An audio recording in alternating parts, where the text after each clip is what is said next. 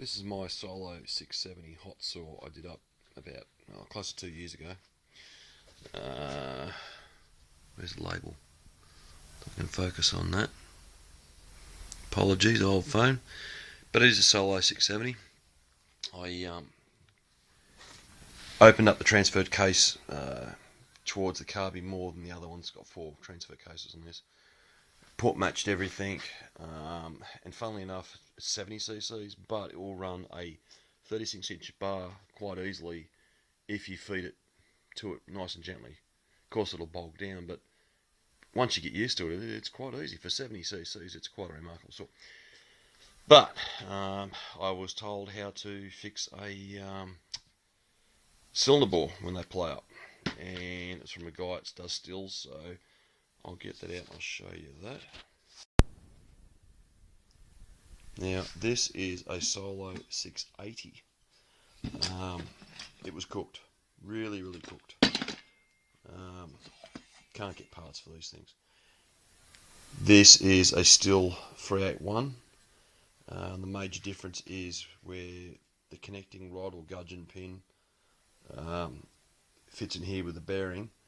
The Solo is a lot wider than what the Stihl is, but about 2.5 mils. But I ground that out, fix it up so the con rod can do what it's got to do, connect up and all that. Everything slides in and out the way it's meant to.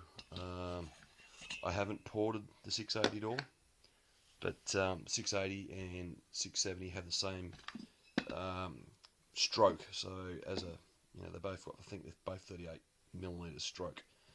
So I'm going to shove this in the 670 and see if it's better than the ported 670. The 680 seems to have this barking power. It just seems to be nice. So there's a few videos on YouTube, but I'd love to port out the transfer chambers like this. This is the one I done on the 670 there. Just needle point everything and make it a little bit bigger. But size, I've got an issue.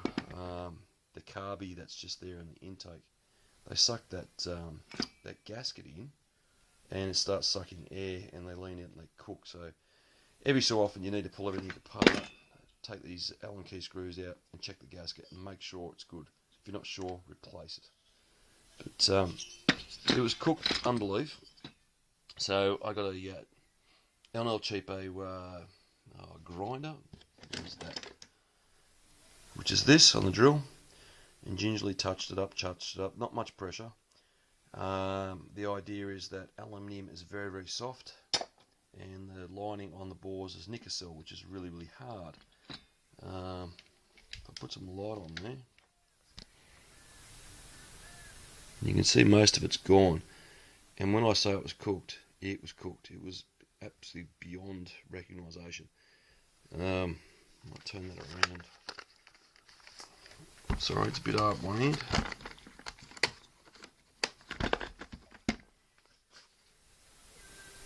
So you can see a bit better in the bore there, it's clean. So I started off with that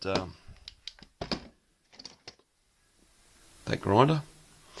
Then I went to a bit rougher sandpaper and just carefully, side to side, slowly at a time, and worked my way all the way up to wet and dry sandpaper, which I don't have any moment. Then I finished it off with steel wool. And the idea is because Nicocel is so hard, you're not going to damage it. And I never honestly thought that this would work, but I can feel a slight little imperfection there.